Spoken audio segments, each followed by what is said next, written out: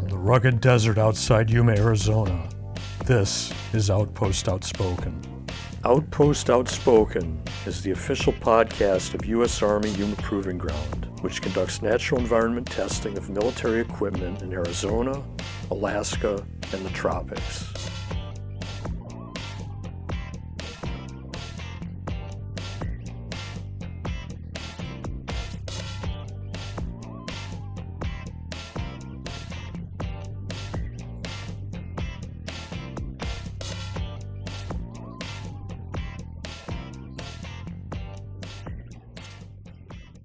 Ruben, thanks so much for being here today.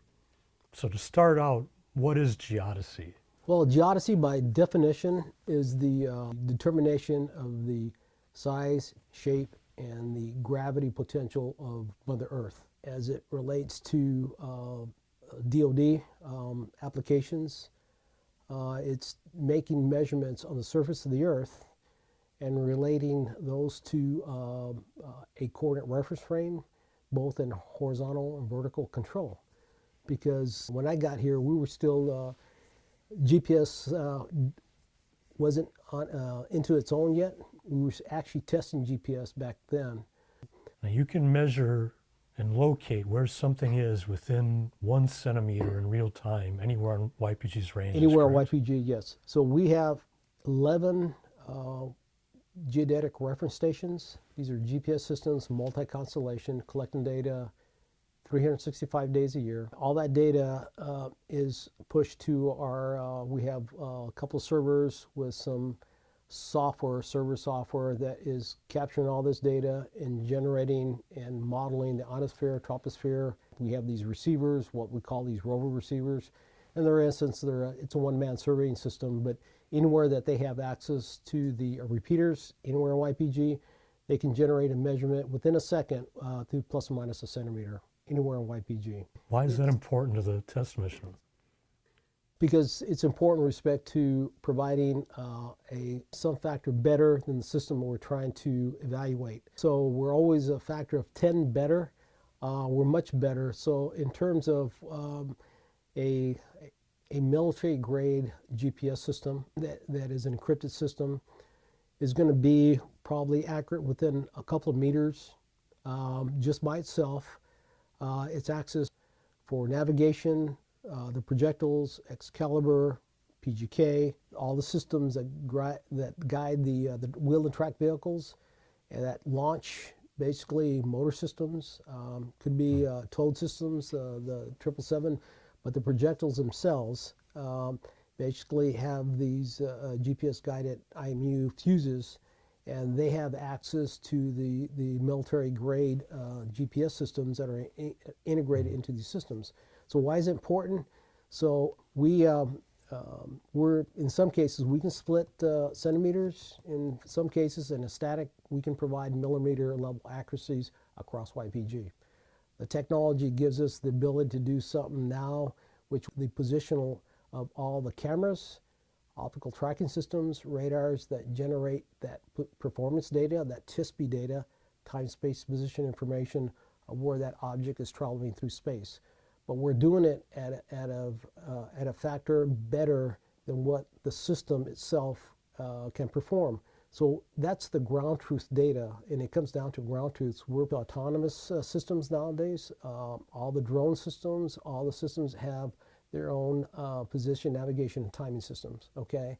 They're using the military-grade networks, for the GPS constellation. They have their own IMU systems, because IMU aids the GPS, because then the drones, for targeting purposes, or basically imaging Mother Earth ground through imaging or radar, and they're generating targeting information. So geodetics provides the precision location of where that target is. The system then generates where it is in its network in the military side, and basically we provide that performance and say, okay, where did it detect a target? What was the location of that target? And then within its network, kind of like with Project Convergence, it uploads that information, to the network, to sensor to shooter. So we provide that precision of where the endpoints are and everything in between. And all our systems, radars, again, optical tracking systems, it kind of dictates that level of control and the precision and the standards. But technology has advanced us to the point that we can generate these high accurate relative positionings between points on YPG very quickly within a second or two. Can you discuss a little bit how geodesy enabled us to support Project Convergence 20 and 21 so successfully? Basically, we were providing that ground truth, basically of what is the ground truth of where everything was at that point in time.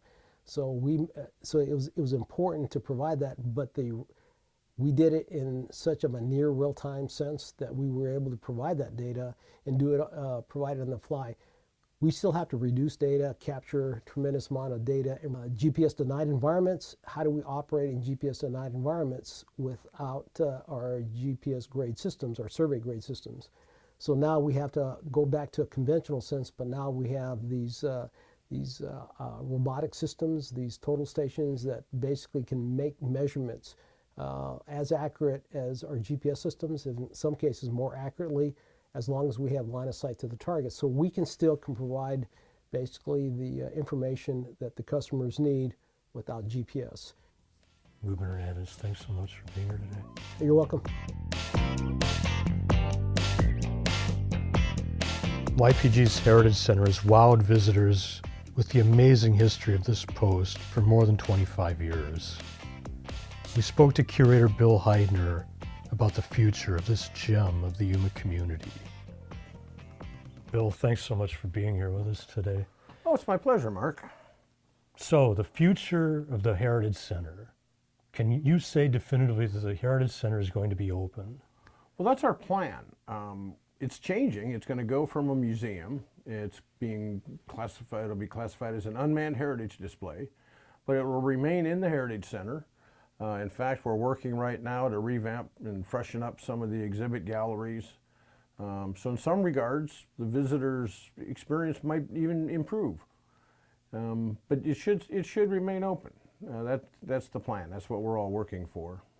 The Yuma community made a very valiant effort to help save the Heritage Center too.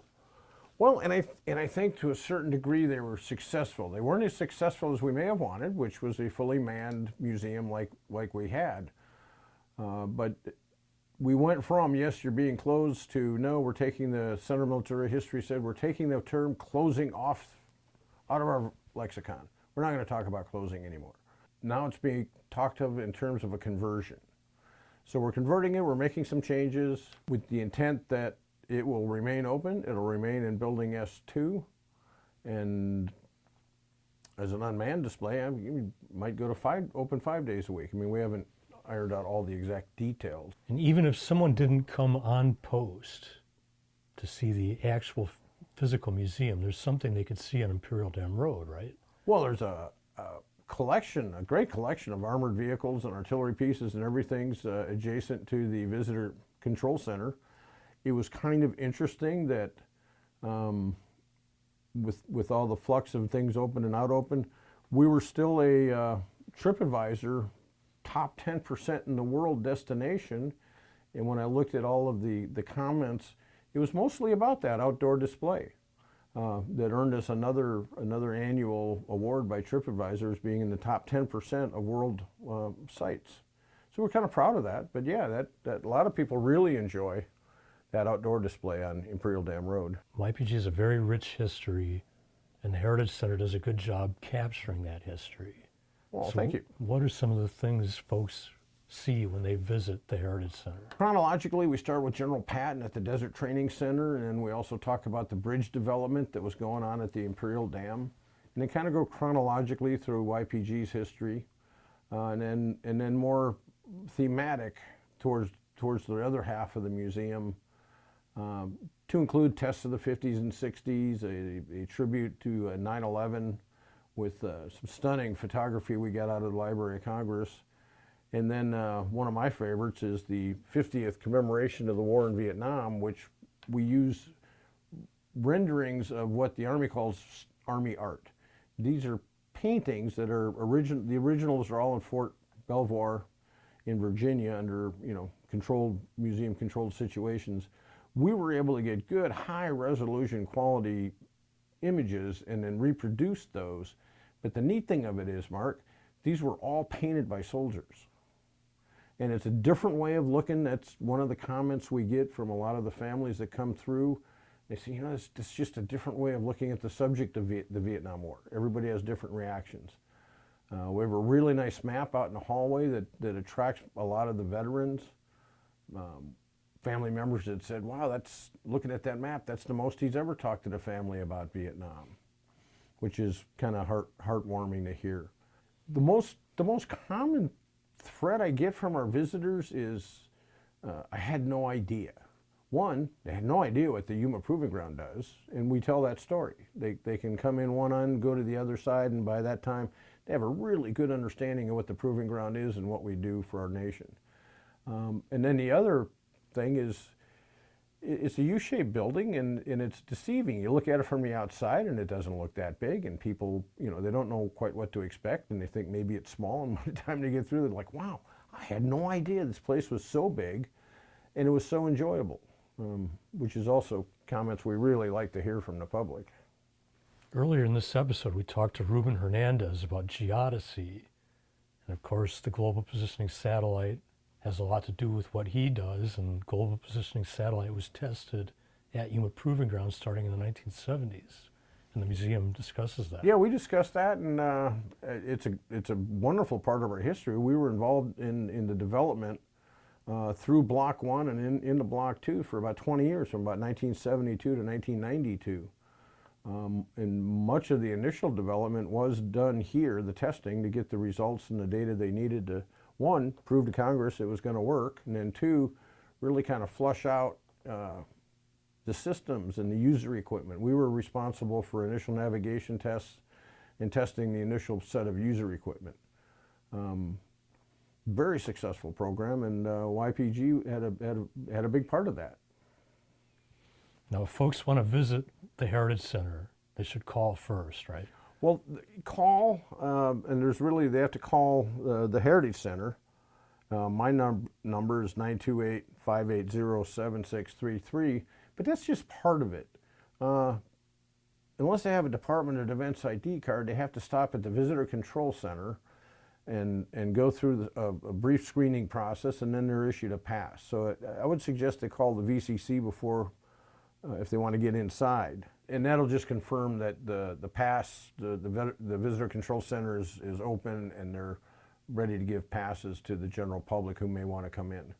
And they'll have to show proof of insurance and registration and the driver's license. But that's also located at that outdoor display we were talking about. So, like I said, a lot of families, especially kids, love to run around that park. It's kind of out in the desert, and they feel free. And it's a great way to burn up some energy. So yeah, a lot of people come out there and just go to that outdoor display. Bill, thanks for being here today. Thank you, Mark. This has been Outpost Outspoken. Thank you again for listening. We'll see you next time from the Army's busiest test center.